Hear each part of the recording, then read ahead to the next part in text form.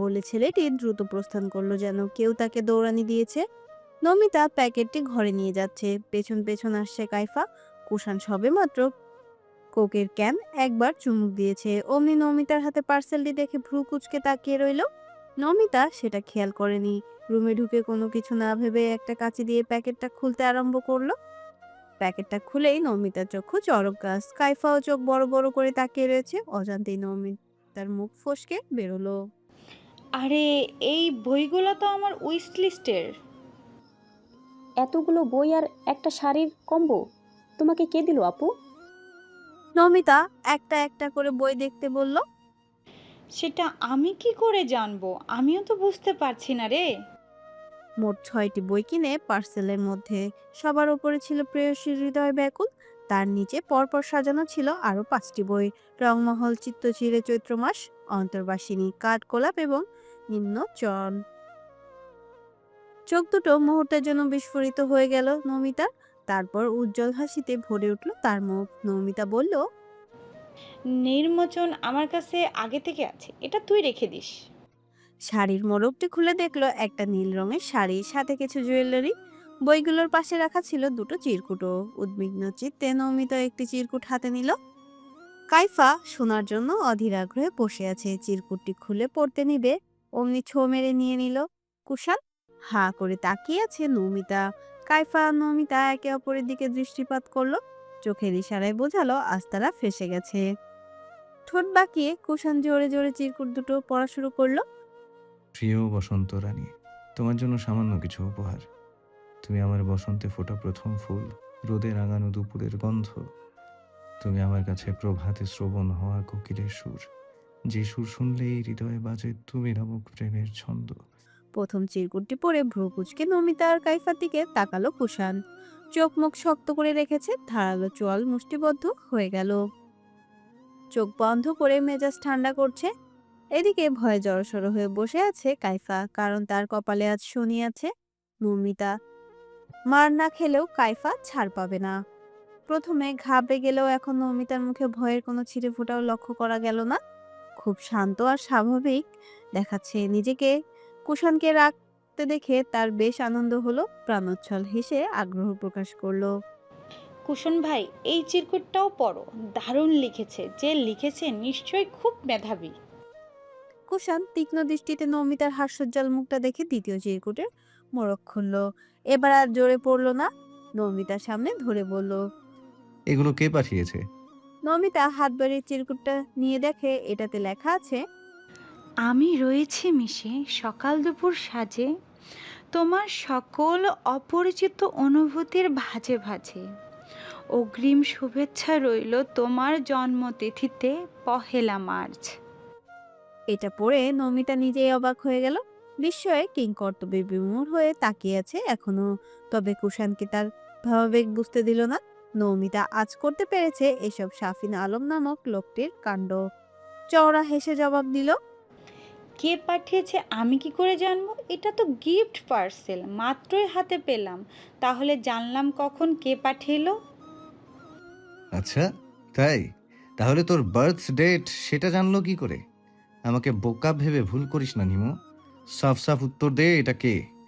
নমিতা মনে মনে ভয় পেলেও তা বাহিরে প্রকাশ করলো না।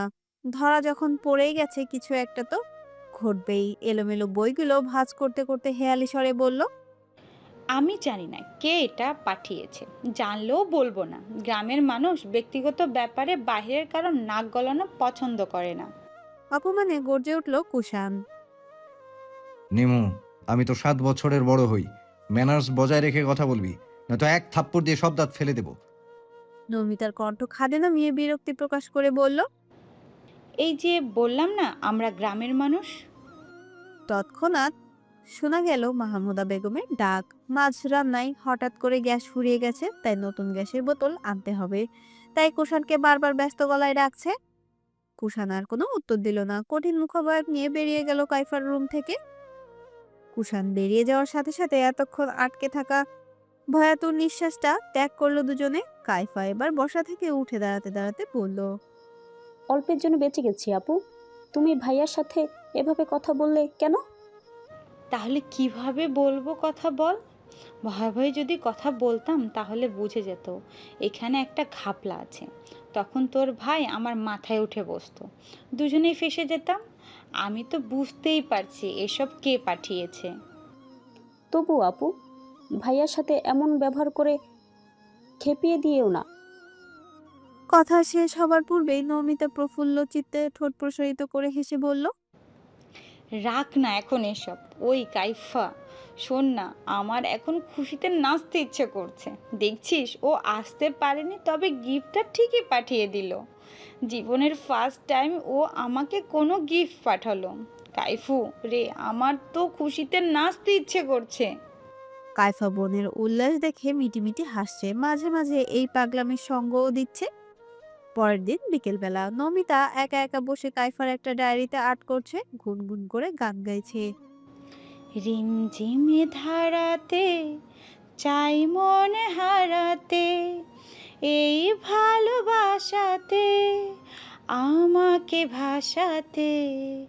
এলো মেঘ যে এলো ঘিরে বৃষ্টি এলো মেলো জানাই রাগিনী। তখনই টুংটাং নোটিফিকেশন আসতে শুরু করলো ফোনে। কৌতূহলবশত ফোন হাতে নিয়ে পাসওয়ার্ড দিতেই দেখতে পাই শাফিন আলম আইডিটা থেকে মেসেজ এসেছে। ট্যাপ করতে উন্মোচন হলো বার্তাগুলো। সরি নিমাই, আমি কথা দিয়ে কথা রাখতে পারিনি। আসলে আমার মা খুব অসুস্থ, আবার ফোনটাও চুরি হয়ে গেছে কাল, তাই আসতে পারিনি। এখন আপুর ফোনে আইডি লগ ইন করে তোমাকে মেসেজ দিলাম। তুমি প্লিজ রাগ করে থেকো না, একটু বোঝার চেষ্টা করো আমার সিচুয়েশনটা। আমি কথা দিচ্ছি আর এমন হবে না। নমিতা মেসেজগুলো পড়ে মৃদু হেসে লিখল, এত সুন্দর একটা গিফট পাঠানোর পরেও কি কেউ রেগে থাকতে পারি? আমি বুঝতে পেরেছি তোমার সিচুয়েশনটা। আমি একটুও রেগে নেই। তুমি সত্যি রেগে নাই নিমাই? হ্যাঁ, আমি সত্যিই রেগে নেই। শোনো না, তোমার দেওয়া শাড়িটা পরে কাল মেলায় আসবো। তুমি কিন্তু কাল আর ফাঁকিবাজি করতে পারবা না। সেই আগন্তুক লিখল। আমি কখন তোমাকে শাড়ি গিফট করলাম? নমিতা বুঝলো শাফিন তার সাথে মজা করছে, সেও কিবোর্ডে আঙুল ছুঁয়ে লিখল, আমি জানি 6টা বই আর শাড়ির কম্বোটা তুমিই দিয়েছো। কাল অনেক কষ্ট পেয়েছিলাম, তুমি মেলায় আসোনি। আমাকে শুধু শুধু অপেক্ষা করেছিলে, সাথে ফোনটাও বন্ধ করে রেখেছো। খুব রাগ হয়েছিল তখন। পরে যখন গিফটের পার্সেলটা হাতে পেলাম, সত্যি আমি বিস্মিত হয়ে গিয়েছিলাম। আমি ভাবতেও পারিনি আমি তোমার থেকে গিফট পাবো। এখন কিন্তু তুমি আমার সাথে একটুও মজা করবে না, বলে দিলাম। সাথে 2টা অভিমানের ইমোজিও দিল। সঙ্গে সঙ্গে অপর প্রান্ত থেকে জবাব আসলো, আরে আরে, রেগে যেও না নিমাই, আমি এমনি ফান করছিলাম। ঠিকঠাক পেয়েছো তো পার্সেলটা? হ্যাঁ, পেয়েছি। এভাবেই চলতে থাকলো তাদের কথোপকথন। জমিয়ে রাখা সকল কথার মাঝে মাঝে মুচকি হাসছে নমিতা। বিকেল গড়িয়ে সন্ধ্যা। নমিতা সবার জন্য চা বানাচ্ছে। হানিফ তরফদার কিছুক্ষণ আগে ফিরেছেন বাসায়।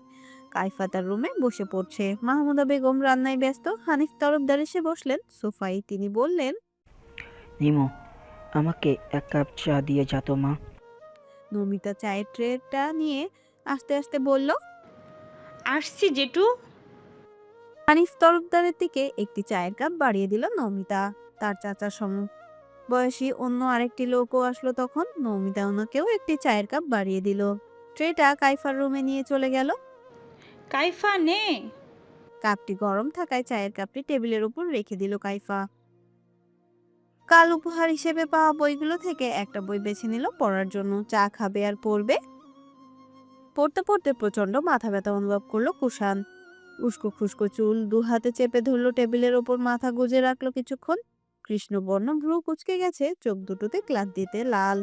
পরনে স্কাই ব্লু কালারের টি শার্ট আর ট্রাউজার। দেয়ালের ঘড়ির দিকে তাকিয়ে রইল এক দৃষ্টিতে। সময় কত দ্রুত চলে যাচ্ছে। কুষাণ পদার্থবিজ্ঞান নিয়ে মাস্টার্স করছে, আর কয়েক মাস পরে তার ফাইনাল পরীক্ষা। ছাত্র হিসেবে সে যথেষ্ট মেধাবী, পড়াশোনায় ফাঁকিবাজি তেমন একটা করে না। কুষাণ তার মাকে ডাক দিল। মা, 1 কাপ চা দিয়ে যাও। মাহমুদা বেগম রান্নাঘরে ব্যস্ত বিধায় তিনি নমিতাকে ডেকে বললেন। নিমো, 1 কাপ চা দিয়ে আয় তো কুষাণের ঘরে। নমিতা বইয়ে মুখ গুজে কাইফাকে বলল। যা, তোর ভাইকে চা দিয়ে আয়।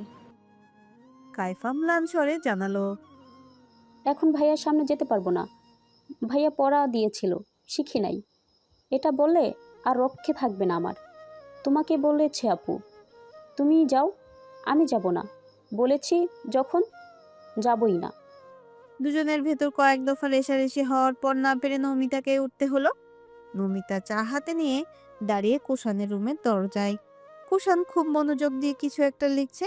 নমিতা ঢুকতে গিয়েও ঢুকলো না, নম্র স্বরে বলল, আসবো?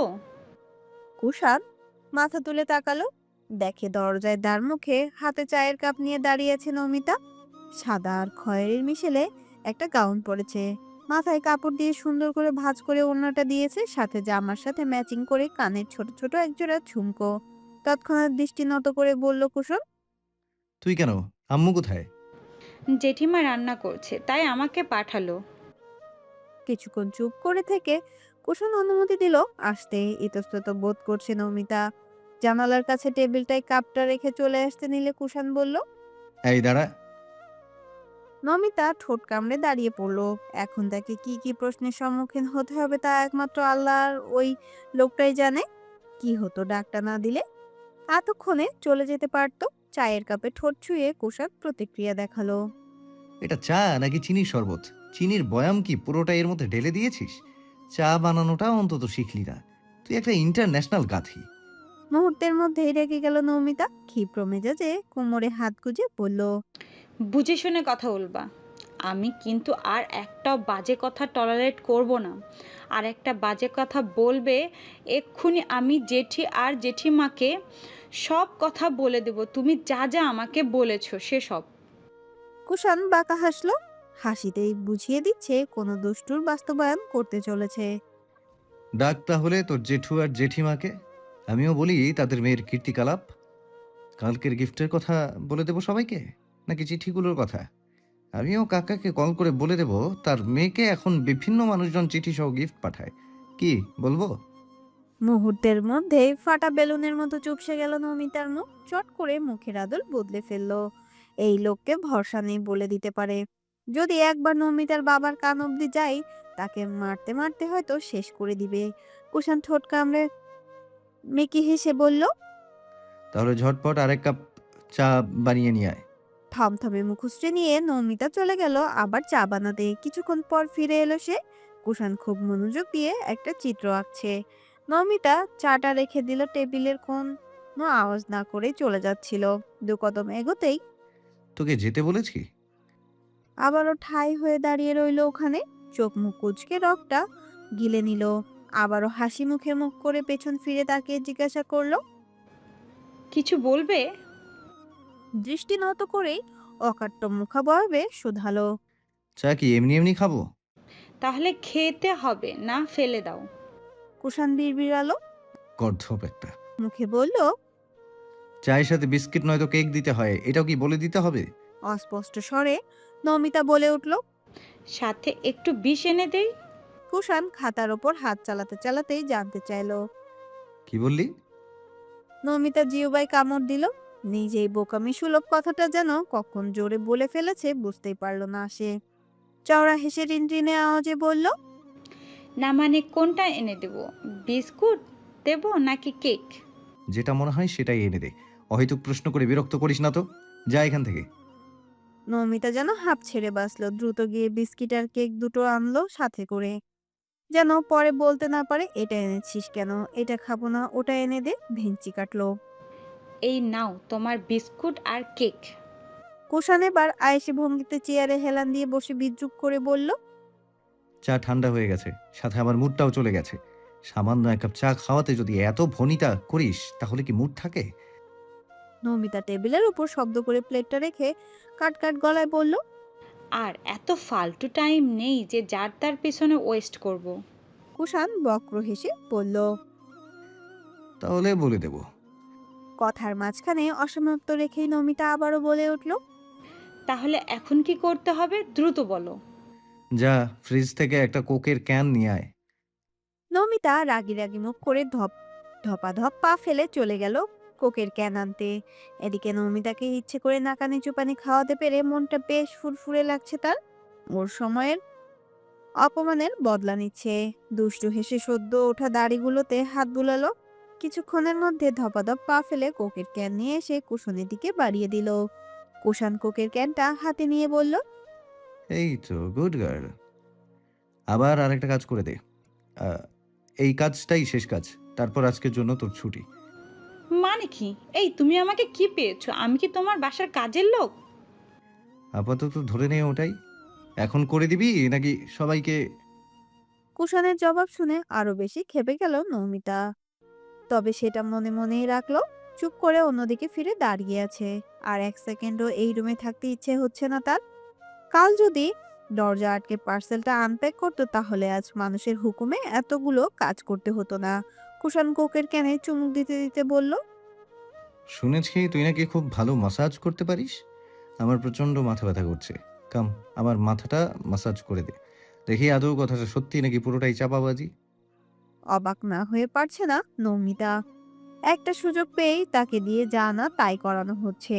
কাজ করাচ্ছে তো করাচ্ছেই, প্রশংসা না করে উল্টো আরো অপমান করছে। কিছু বলতে গিয়েও থেমে গেল। কুষাণের চোখ দুটো আসলে লাল দেখাচ্ছে। কেমন যেন বিধ্বস্ত লাগছে তাকে। তাই আর কথা বাড়ালো না নমিতা। চুপচাপ কুষাণের চেয়ারের পেছনে এসে দাঁড়িয়ে মাথা টিপে দিতে আরম্ভ করলো মেয়েটি। চিকন নরম মোলায়েম হাতের আঙুলে ছোট ছোট টান অনুভব হওয়ায় ভীষণ আরাম বোধ করছে কুষাণ। পরম আবেশে চোখ দুটো বুজে চেয়ারে ভালো মতো হেলান দিল। ব্যথাটা যেন একটু একটু কমে আসছে। আবেশে উপভোগ করছে ওই কোমল হাতের ম্যাসাজ। অস্বস্তি বোধ করছে নমিতা। হঠাৎ করে ভিন্ন পুরুষের চুলে হাত দেওয়া কেমন যেন ঠেকছে হাতের তালুতে। না করেও তো উপায় নেই। দাঁড়িয়ে থাকতে থাকতে পা দুটো ব্যথা হয়ে যাচ্ছে। বারবার নড়ে চড়ে উঠছে। হাতের গতিও কমিয়ে দিল। ভেবেছে কুষাণ হয়তো ঘুমিয়ে পড়েছে। তাই ধীরে ধীরে চুল থেকে হাত দুটো সরিয়ে নিঃশব্দে রুম থেকে বেরিয়ে একটা স্বস্তির নিঃশ্বাস ত্যাগ করলো। এদিকে নমিতা চলে আসার সাথে সাথে কুষাণ চোখ মেলে তাকিয়েছে। সেও বুঝতে পারছিল এতক্ষণ দাঁড়িয়ে থাকতে নমিতার কষ্ট হচ্ছে। তবুও বলতে আগ্রহ হচ্ছিল না। হয়েছে, এবার যেতে পারিস নিমো। ঘুমের ভান ধরে বসেছিল, যেন নিচ থেকে চলে যায়। মৃদু হেসে আবারও হেলান দিয়ে চোখ বুজে বসে কিছু মুহূর্ত কল্পনায় ধারণ করতে শুরু করলো কুষাণ। নমিতা শব্দ করে রুমে ঢুকলো। কলমের আঁচড়ে খাতায় কিছু লিখছে কাইফা। লেখা অব্যাহত রেখে প্রশ্ন করলো, কি ব্যাপার আপু? এক কাপ চা দিতে এত দেরি হলো তোমার? নমিতা হঠাৎ হয়ে বিছানায় শুয়ে পড়লো। মেজাজ খারাপ হয়ে গেছে। তাই আর কাইফাকে কোনো উত্তর দিলে না। নমিতা ভেঙচি কেটে বিড়বিড় করে আওড়ালো, মেহমানদের সাথে কেউ এভাবে এমন ব্যবহার করে নাকি? এই বদখত লোককে না দেখলে জানতেই পারতাম না। অভদ্র অশিক্ষিত মূর্খর দল কোথাকার। হঠাৎ স্মরণ হলো আজ সে বাড়িতে কল করেনি। সঙ্গে সঙ্গে তার বড় বোন নিকিতাকে ভিডিও কল করলো। বাড়ির সবাইকে একবার দেখতে ইচ্ছে হলো তার। রোদের তেজ যখন চরমে, গাছের পাতাগুলো নিস্তব্ধ। ক্লান্ত দুপুরে রোদকে উগ্র করে পথের ধারে নির্বিচারে কাজ করছে মানুষ। কাইফা স্কুলে গেছে। নমিতা একা একা, সময় যেন কাটছে না। গোসল সেরে জামা কাপড়গুলো একটা ছোট বালতি করে মেলাতে নিয়ে গেল ছাদে। মাথায় এখনো টাওয়েল দিয়ে পেঁচানো। সে আজ মেরুন আর জলপাই কালারের মিশেলে সূক্ষ্ম হাতের কারুকাজ করা একটা থ্রি পিস পরেছে। ওনাটা ভালো মতো মাথা সহ শরীরে জড়িয়ে নিল। ছাদের মেঝেতে পা রাখা দেয়। যদিও তাপমাত্রা গরমকালের মতো অতিরিক্ত উত্তপ্ত নয়, তারপরও ছাদের মেঝেটা অনেকটা গরম। নমিতা ছাদে টানানো রশিতে কাপড় চোপড় নেড়ে ছাদ থেকে নিচে চলে আসতে নিলে হঠাৎ নজর আটকালো ছাদের ডান পাশের অংশটাই, যেখানে দাঁড়িয়ে কথা বলছে দুই মানবী। একজনকে সে ঠিকই চিনতে পারলেও তার দিকে উল্টো ফিরে থাকা মানুষটার মুখটা স্পষ্ট হয়নি এখনো। ভ্রুকুটি করে বলল, কুষাণ ভাই, এটা কার সাথে কথা বলছেন? মেয়েটাকে তো দেখতে পাচ্ছি না। পর মুহূর্তে নিজের দৃষ্টি সংযত করে শাসালো, আমার এভাবে উকিঝুঁকি দেওয়া ঠিক না। নিমু, ভুলেও কারো ব্যক্তিগত ব্যাপারে ইন্টারফেয়ার করবি না, না হলে বাস খাবি। খালি বালতিটা হাতে নিয়ে চলে যাচ্ছে। ছাদের দরজার মুখোমুখি হতে কিছু একটা ভেবে দাঁড়িয়ে পড়লো সে। কিছু বিষয় মাথায় আসতেই মুহূর্তের মধ্যে চিন্তা ভাবনা বদলালো। বাম পাশে কৃষ্ণবর্ণ সরু ভ্রুটা সামান্য উঁচুতে তুলে নুড়ি দিলে আরেকবার তাদের দুজনের দিকে তাকিয়ে বোঝার চেষ্টা করলো কি কথা বলছে তারা। মনে মনে নিজের কপালে নিজে দেয়ালে ঠুকলো। কেন যে ফোনটা সাথে করে নিয়ে আসলো না? ফোনটা সাথে থাকলে হয়তো একটা ক্যাপচার করে রাখতে পারতো। গিফট পার্সেলের জন্য তাকে সবসময় ব্ল্যাকমেইল করা, কাজ করিয়ে নেয়া, অথচ সে দিব্যি প্রেম করে বেড়াচ্ছে। আর কিছু ভাবতে পারলো না নমিতা। ইচ্ছে করেই হাতে থাকা বালতিটা ছাদের মেঝেতে ঠাস করে ফেলে দিল। আকস্মিক শব্দে দুজনেই তার দিকে ফিরে তাকালো। নমিতা ঝুঁকে বালতিটা হাতে নিল। মুখের ভাবভঙ্গি এমন দেখালো যেন হঠাৎ পড়ে গেছে। মাথা তুলে তাদের দিকে তাকিয়ে ওষ্ঠ প্রসারিত করে কৃত্রিম হাসি ঝুলালো ঠোঁটে। মনে মনে নিজেকে নিজে বলল, এই কটকুটি আবার এখানে কি করে? বাসাতেও যাতায়াত করে নাকি? পর মুহূর্তে অভিব্যক্তি বদলে ফেলল নমিতা। কটকটি হয়তো বিটকেলকে ছাড়া থাকতে পারছে না, তাই হয়তো এসেছে। যা ইচ্ছে করুক, আমার তাতে কি? আবারও চক্ষু আড়ালে ভিঞ্চি কেটে চলে যেতে নিলে কুষাণের ডাক শুনতে পেল। হ্যাঁ নিমু, একটু এদিকে আয়। নমিতা ভদ্র মেয়ের মতো ছোট ছোট কদমে লাজুক ভাবটা নিয়ে তাদের সামনে গিয়ে দাঁড়ালো। প্রজন্মতার খাতিরে নরম গলায় বলল, কেমন আছেন আপু? মেয়েটাকে তেমন হাসি খুশি দেখালো না, বরং ঠোঁটে লেগে থাকা অল্প হাসিতেই যেন ক্রোধ লুকালো। আমি ভালো আছি। তুমি কেমন আছো? জি, আলহামদুলিল্লাহ ভালো। কুষাণের দিকে দৃষ্টি ঘুরিয়ে জিজ্ঞাসা করলো, কিছু বলবে ভাইয়া? ক্রোধের কারণে গাল দুটো লাল হয়ে আছে কুষাণের। অ্যাশ কালারের টি শার্টটা ঘামে ভেজা দেখে বোঝা যাচ্ছে কপালও কুঁচকে রেখে কুষাণ বলল। আজ বইমেলায় যাবি? নমিতা মাথা নেড়ে সম্মতি জানিয়ে মুখ আবার পুনরাবৃত্তি করলো। হ্যাঁ, যাব। কখন? সঠিক বলতে পারছি না, তবে কাইফা স্কুল থেকে আসলেই যাব।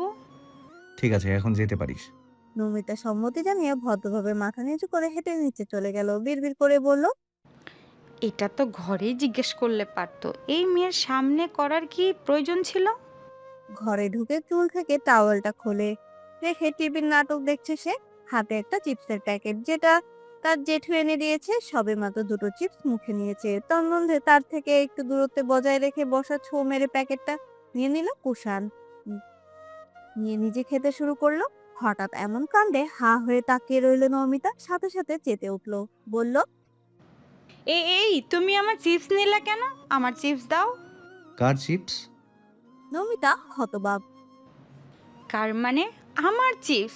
এক্ষুনি আমার চিপস দাও বলছি, নিজে কিনে খেতে পারো না? কুষাণ তার সামনে থেকে রিমোটটাও এক খাবলে নিয়ে চ্যানেলটা পাল্টে দিল। আয়েশ করে পায়ের ওপর পা তুলে বসলো। চিপস খেতে খেতে স্বাভাবিক অবয়বে বলল, চিপসের প্যাকেটে কি তোর নাম লেখা আছে? কোথায়? কোথায় লেখা আছে নৌমিতা পটেটো ক্র্যাকার্স? যত খাও তত মজা পাও। থাকলে দেখা, আমি দিয়ে দেই। নমিতা হতবাক হতবুদ্ধির ন্যায় বসে রইল। চোখ দুটো ছোট ছোট করে কিছু একটা ভেবে মুখে হাসি ফুটালো। ধীরে থমথমে নিষ্প্রভ মুখে বলল, আমার নাম যেমন নেই, তোমারও তো নাম নেই। রিমোট দাও, নাটক দেখবো। এখন মুভি দেখবো, ডিস্টার্ব করিস না। নমিতা কোনো টু শব্দ উচ্চারণ করলো না। ঠোঁটে হাসির চক্র বজায় রেখে উঠে পড়লো। রুমে গিয়ে দরজা আটকাতে গিয়েও আটকালো না। কুষাণ শব্দ অবলম্বন করে চিন্তিত গলায় আওড়ালো, এত সহজে মেনে নিল? অদ্ভুত। বিকেল 5টায় নমিতা আর কাইপা রিক্সা করে এসে নামলো বইমেলার সামনে। নমিতা নীল শাড়িটা পরে এসেছে, বাঁধন হারা চুল মৃদু বাতাসে দোল খাচ্ছে পিঠে। এক হাতে নীল চুড়ি, অন্য হাতে ঘড়ি, কাজল কালো অক্ষিপট, গোলাপি বর্ণের রাঙানো ঠোঁট দুটোতে জমকালো হাসির বিচরণ। কিছুক্ষণ ঘোরাফেরা করে নমিতা দুটো আইসক্রিম কিনে এনে একটা কাইপার হাতে দিল। আইসক্রিমটা অর্ধেক খাওয়ার পরে ফোনে বিপ বিপ আওয়াজে পাশ থেকে ফোনটা বের করলো। স্ক্রিনে জলজল করছে একটি শব্দ, কলিজা। অজান্তেই খুশি হয়ে গেল নমিতা। কল রিসিভ করে কানে চেপতেই অপর পাশ থেকে শুনতে পেল। তুমি এখন কোন স্টলের সামনে আছো? নমিতা ঘাড় কাত করে দেখে স্টলের নামটা বলে দেয়। প্রচন্ড এক্সাইটেড সে, বাকি আইসক্রিমটুকু ঢিল মেরে দূরে ফেলে দেয়। ঝটিতি গতিতে নিজেকে পরিপাটি করে নিচ্ছে নমিতা। অধীর আগ্রহে অপেক্ষা করছে সে। এই দিনটার কাঙ্ক্ষিত মুহূর্তটা আজ খুবই নিকটে। এমন হুড়ুম তুরুম করে রেডি হতে দেখে কাইফা বলল। সাফিন বাইকে এসে পড়েছে আপু। লাজুক হেসে শিথিল মুখাভাবে নমিতা জবাবটুকু দেয়। হ্যাঁ রে, ও এসে গেছে। কাইফা রে, আমি কিন্তু প্রচন্ড নার্ভাস। প্লিজ তুই আমার সাথে সাথে থাকিস। কাইফা অনুরোধের স্বরে বলল। কি বলো আপু? আমি তোমাদের মাঝে থেকে কি করব? আমি এখানেই থাকি, তোমরা ঘুরে আইসো। আমি তোমাদের থেকেও বেশি নার্ভাস আপু, আমাকে প্লিজ ছেড়ে দাও। নমিতা চোখ গরম করে তাকিয়ে শাসালো, যার অর্থ তার সঙ্গে যেতেই হবে। কিছুক্ষণ পর তাদের দেখা হলো। কাইফা খুবই নার্ভাস এবং এইসব বিষয়ে তাকে অনেক অনুরোধ করেও নমিতা তার সঙ্গে নিতে পারলো না। ছেলেটা খুব একটা কথা বলেনি কাইফার সামনে। কালো প্যান্টের সাথে ধূসর রঙের শার্ট পরে আছে সাকিন। নমিতা ভিতরে ভিতরে খুবই নার্ভাস, তার ছাপ চোখে মুখে ফুটে উঠছে কিছুটা। প্রথম আবেগ, প্রথম দেখা, কেমন যেন অন্যরকম অনুভূতি হচ্ছে। ভালো লাগা মন্দ লাগা কোনো অনুভূতি যেন কাজ করছে না। সাকিনের মুখে মাস্ক পরা। নমিতা ভেবেছিল সহজ সরল চোখে চশমা পরা একটা ছেলে হবে হয়তো, কিন্তু তার ভাবনা সম্পূর্ণ বিপরীত। নিঃসংকোচে সাকিন নমিতাকে বলল, তোমাকে শাড়িতে খুব সুন্দর লাগছে। ছবির চেয়েও বাস্তবে তুমি বেশি সুন্দর। আমার কল্পনা বাহিরেও তোমার অপরূপ সৌন্দর্য। নমিতা মাথা নিচু করে হাসলো, মনে মনে আওড়ালো, তোমারই তো দেওয়া শাড়ি, ভালো তো লাগবেই।